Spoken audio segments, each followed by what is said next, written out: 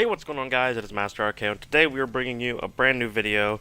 Today we're taking a look at the most recent patch notes that came out on December 13th that has been considered the Nuketown patch. There's been a few game balances that have been made, a few changes to some weapons, some things added in and taken out, and some just a few things here and there that have made the game a little more fun to play for the community, and especially things to look forward to as League play gets that much closer. So let's go ahead and dive into the patch notes. As always, if you want to take a look at those while we're reading them, the link will be in the description. So, without further ado, let's get into the Nuketown patch. Now, as we take a look at this, there have been a few changes, and this may be a little extensive, so we're going to go through these as quick as possible, but still going over what some of these could do for your gameplay. So, I'll give you guys a few seconds to go find those in the description if you want to read along. 3, 2, 1, and we're back. So, if you are reading along, we'll be starting at the top, and we'll just be going through the ones that are only going to be affecting multiplayer, league play, stuff like that. The blackout stuff you can read on your own when you have your free time. So, starting off with the multiplayer, of course, if you were on PlayStation, the week of the patch, you've got your Nuketown multiplayer map and the playlist added, and the blackjack was added to the shop, so you could do stuff like that with your skins and everything that you're getting.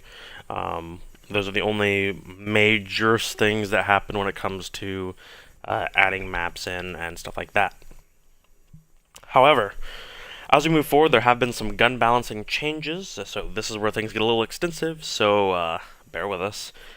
For the submachine guns, and I'm going to try to go through these just to show what they are as we move through them. For submachine guns, the MX-9 had an adjusted 5-hit kill range up to 6 meters in multiplayer only, and a slightly increased aim-down sight movement speed. The GKS adjusted 5-hit kill range as well to 3 meters, and has an increased ADS movement speed. The Cordite, same thing, adjusted 5-hit kill range to 3 meters, and the ADS movement speed. And the Spitfire has an increased 6-hit kill range to 3 meters, and a slightly increased ADS movement speed. So basically all this means for the submachine guns is that all of them have had their 5-hit kill ranges moved up, so that they're going to be a little bit longer in the long run, so you should be able to use some of the submachine guns a little better off. As we move down to the assault rifles, the Maddox has a slightly increased recoil for the first and second shots, so you're going to have a little bit more of a bump there on those first couple shots, but it should even itself out. And the Echo Fire Operator mod has they removed its recoil penalty when it's equipped. So before, Echo Fire used to have a little bit of a recoil penalty because of the way it shot.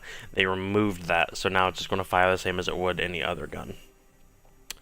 The KN-57 has a reduced idle sway, and they slightly increased its 4-hit kill range by 1.5 meters, which isn't really that much of a difference, but it's still the area in which the 4-hit kill will be available is a little bit longer now.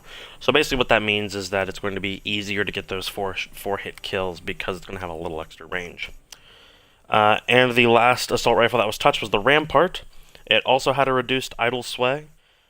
They slightly reduced the recoil for the first and third shots, so you're going to have a little bit of an even recoil there, as well as it's not going to be as crazy to fire with.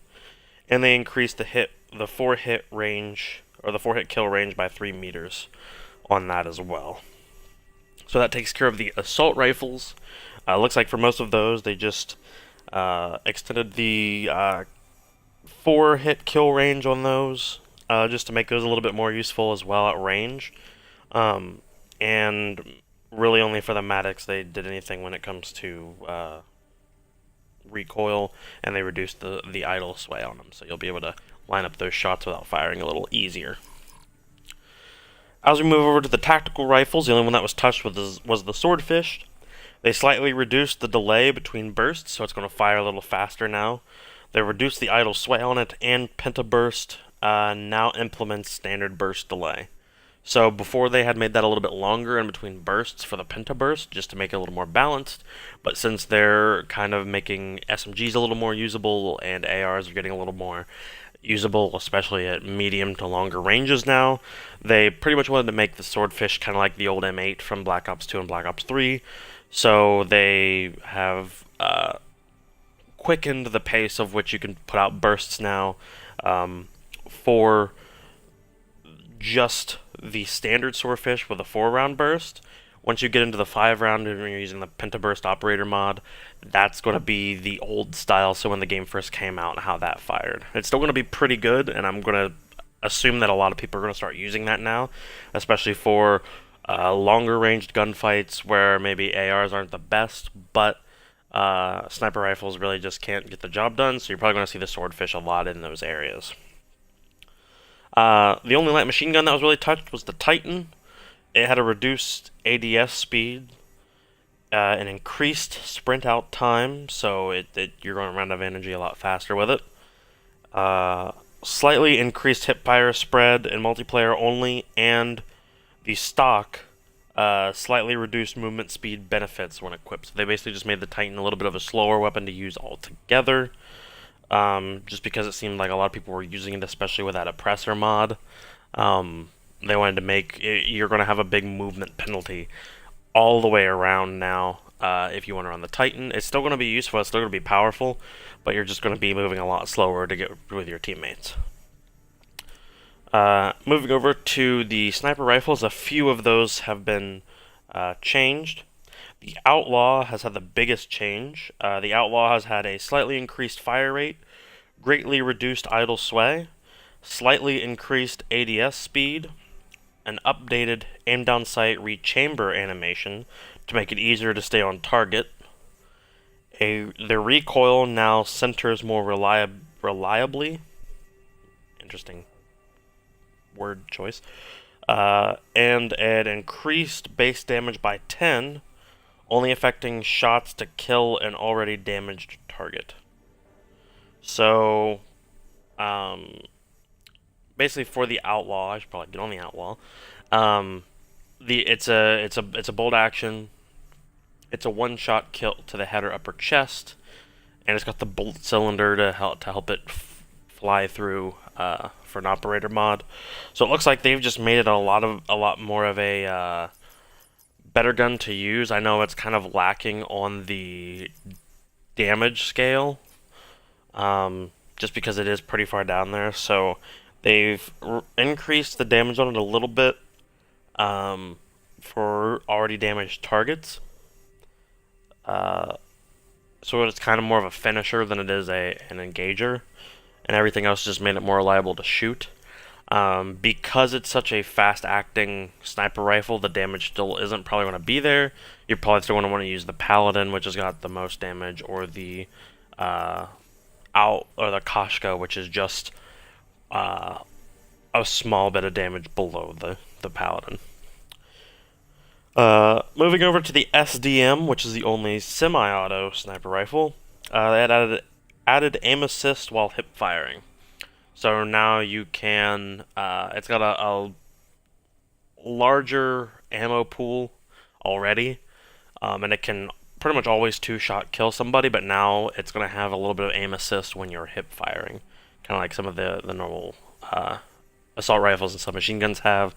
Sniper rifles don't really get that, but since this is more, I guess, of a marksman, I don't know why this isn't in tacticals, but, you know, it works. But you're going to have a aim assist now while you're hip firing. And the Koshka, now the recoil centers more reliably after the first shot. So you're going to be able to get follow-up shots a little better with the Koshka. Making it, at least in my opinion, the Koshka is the only real sniper rifle that can rival the Paladin. I personally like it just because of the basic sights compared to the Paladin.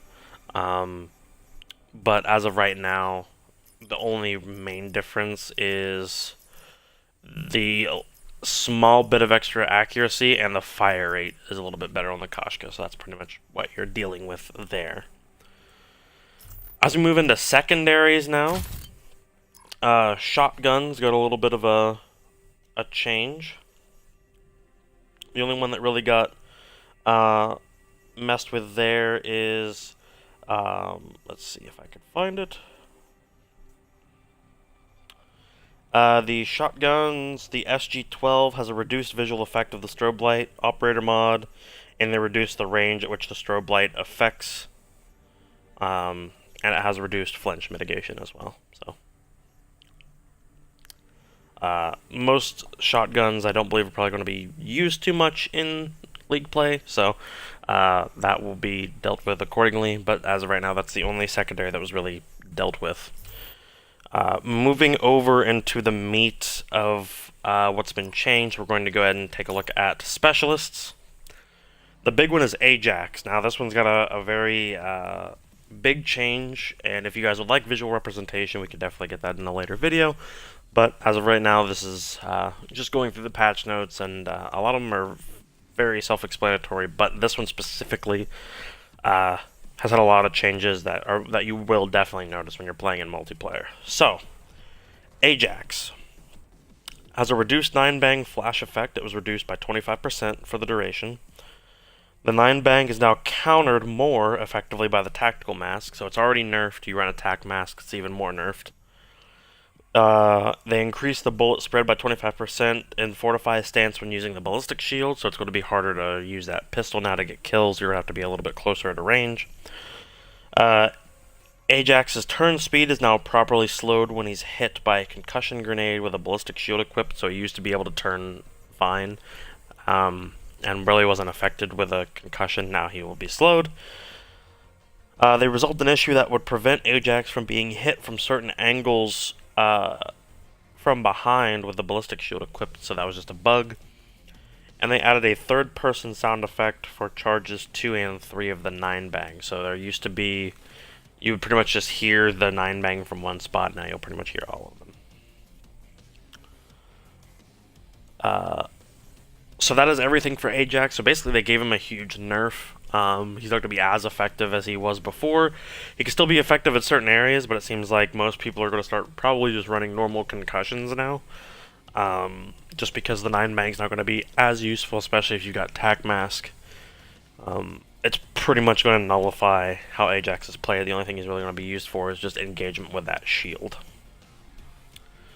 Moving over to Prophet. He has an improved Tempest accuracy, which is fantastic because there was some problems with his hip fire and just accuracy altogether. His Tempest charges attached to players will no longer be destroyed by explosives, so you used to actually be able to use an explosive to stop his Tempest charge, which was kind of, dumb. So, yeah, that has been fixed. So if you do hit someone with a Tempest, they're not going to be able to, chuck a grenade and have it stop his charge. And they resolved an issue where the Seeker Mine would get stuck in a loop on Morocco. So there was a spot in Morocco where if you threw a Seeker Mine, it would just sit there and spin in circles, and you wouldn't be able to do anything with it. So that has been fixed. For Firebreak, his Purifier will now damage the strike team properly. Before, I think it was just doing normal bullet damage to the strike team. I think now it will do extra damage, especially since they've upped the normal damage for the Firebreak in general for his Purifier. So Firebreak will definitely be useful for people that get strike teams. And last but not least, Ruin. They have resolved an issue that could lead to the grapple gun failing to connect to surfaces when the player was moving. So they basically made it to where it would have been like old times where you tried to use something while sprinting and it would cancel out. That was pretty much what was happening with the grapple gun. You basically had to stand still to use the grapple gun. There was a couple spots that they had to fix that. That has now been fixed, hopefully. So looks like for most of the specialists, the main one was just Ajax and the fact that they've nerfed him, which will be big going into the League play when it comes out, and the CWL tournament that's coming up early December. That's going to help a lot with that. Moving on into perks. First perk, Tactical Mask. It has increased resistance to 9-bang, concussion grenades, and razor wire. So, you're gonna have, before it was pretty much just like a, you were in it longer. That was pretty much it. There wasn't even that much of a resistance. I guess now you'll at least be able to try to get out of it a little bit easier. I haven't experienced anything yet with it, so that'll be until further notice, I guess. I'm still confused on why Tactical Mask gives resistance to a razor wire, but hey, I figured that would be a flak jacket thing, but to each their own, I guess. That has increased resistance. Speaking of flak jacket now has increased resistance to explosive damage. So if you're taking a lot of grenades, especially if you've got a battery on the other team using a war machine, this will definitely help. Moving over to Perk 2's Cold Blooded. Increased delay period before enemy AI will target players during a period of the maintained line of sight. This will give players more time to get to cover or to fight back against the enemy AI. So basically, when the AI, when say a stealth chopper comes in, you have an extended period of time being in line of sight before the stealth chopper would actually target you. That I have noticed a big change in. There was really no counter to stealth choppers. It looks like Treyarch finally answered us with that, and we now have an ability to fight score streaks, which makes the game a lot more fun and a lot more playable, especially against score streaks. The one thing that has been noticed, though, is once you attack the score streak, either with a rocket if you try to shoot it down, or you shoot at it, that cancels out your cold-blooded immediately and it starts firing at you, which makes sense because now they know where you are. So if you're a player that's been gunned down by stealth choppers while you're on score streaks and you just want to try to sneak around, this one is for you. You finally got your defense against those pesky AI score streaks. And finally, Dead Silence. Dead Silence will now suppress player sounds related to healing, taking fall damage, or surfacing while swimming. So before, when you had Dead Silence, you would still make noise, and when you came out of the water, you would make noise when you fell, and you would make noise when you healed. It was the same as if you didn't have Dead Silence. They have now made that to where that is all quieter with Dead Silence, so now you can do stuff even more quietly. The last thing with the creator class stuff would be in score streaks. The only score streak that really got anything was the strike team, and that now only has one strike team member at a time. So once one strike team member dies, the other one will come in. Moving over to multiplayer, they added a few game types in. They added the endurance, mosh pit, all the scores are doubled and everything like that. Nothing too big deal there. Moving into some gameplay things. For Team Deathmatch,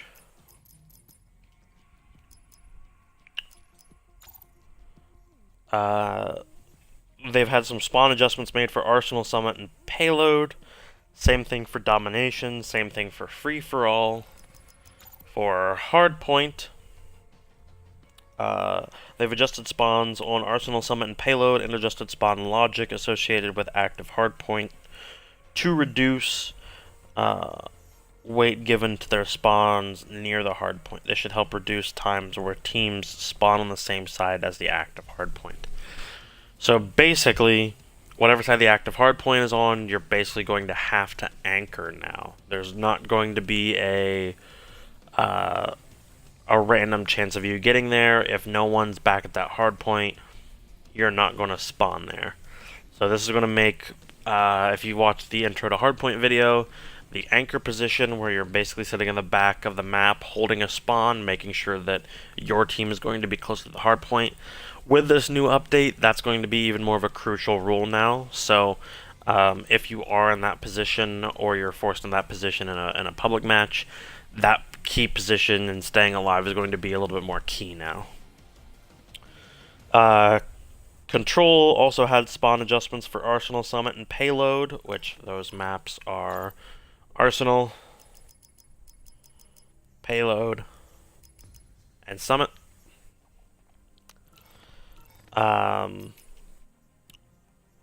Seaside, the map. Let's see here, find it for you guys. Seaside. Spawn adjustments made to how the spawn system evaluates enemies on Seaside. So basically they made an adjustment to where enemies will be compared to where you're going to be spawning. And the same for the map Gridlock. Gridlock also had that spawn adjustment as well. So they're still working on spawns, trying to make it a little more fair for where you're spawning. I know there's still a lot of moments where you're spawning with the enemies, which doesn't make any sense. I know in some game types over others it's not so much of a big deal, but in the competitive game types it's a huge deal. So that will need to be changed. Over in the game modes, nothing too big here dealing with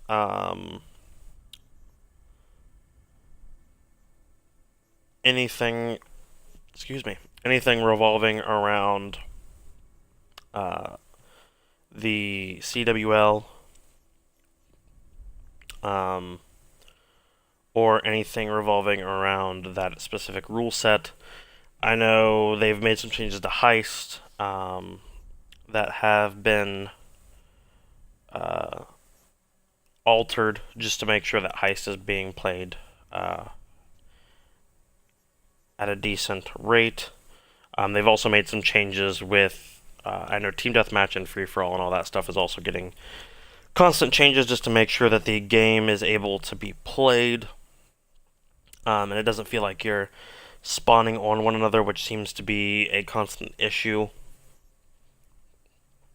The only other real thing is going to be the CWL changes, and this is really the big important ones. So for the specific, they've added the CWL playlist, which if you could see in here when I'm doing this, some of these, like, let's see.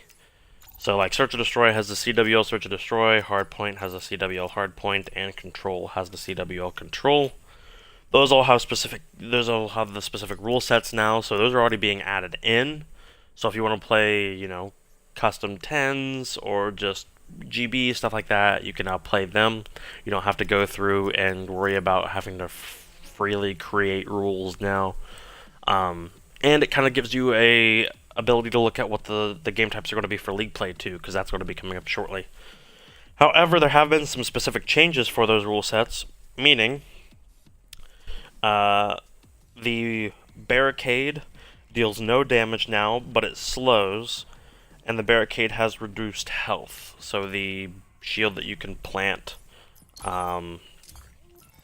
as Torque, that now does no damage, it just slows, and it has reduced health, so you can shoot it down faster. The Razor Wire also deals no damage, but slows, and it also has reduced health. So Torque has pretty much been completely nerfed for that. A bunch of people were worried about that when it comes to the CWL and League Play, so that is going to be, he's completely nerfed, so he's just going to be basically used as a slow or a deterrent, but not so much a killing factor anymore if you're playing on the CWL and I'm assuming the League Play playlists. The Sensor Dart only lasts 3 seconds, enough for 1 ping. So instead of having that Sensor Dart and having it sitting there for a long time, it'll now only have 1 ping. So you'll be able to shoot it once, find out where people are, and it's gone. It's not going to last for an extended period of time. So Recon gets a small nerf there. He's still going to be useful. You're just going to be able to get a track on where people are going. You're just not going to have an extended period of information with Recon. The TAC deploy has been made to where it has a maximum of 4 spawns before it's destroyed, and it has a reduced duration. So if you're using it on Control to get those spawns on that place, only 4 of your teammates are going to be able to use it, and then it's destroyed, and if it's not even used at that point, it will probably be gone as well. So that has been nerfed. The Reactor Core deals reduced damage. The Helion Salvo rockets deal reduced splash damage to players, so you're not going to be able to go around rocketing people. It's mainly going to be used for score streaks. And Mesh Mines deal non-lethal damage, so they will deal damage and they will weaken somebody, but you're not going to die from a Mesh Mine CWL playlists. So basically, what it sounds like is they tried to take all of the non-competitive or just things that would cause the game to either feel sluggish or just feel overcrowded. They've made that to where none of it's going to deal lethal damage anymore. It's not going to kill you. So the game's going to be won by positioning and gunfights now instead of running into a barricade or running into something and having it kill your whole team. So that's good. That's something that I like. The fact that they've changed that around to where the game itself is going to be won by a gunfight and by positioning, more or less. But other than that, that's going to be the end of the patch notes for today. We will see everyone at the CWL Vegas on December 7th. That is when the first tournament of the year goes live. I would assume that sometime either close to that time or even after that was when League Play will go live and we can really delve into some of these League Play things. However, that's going to be the end of the patch notes for this video. We're going to keep track of everything on there, and if you did like the information here, there was something more that you wanted to know about or something to go more in depth with, leave a like or leave it in the comments of what you would want to learn more about. And if you want to continue with this League Play Academy and continue learning on our way throughout the year, click that subscribe button. And as always, I will see you guys in the next video. Adios.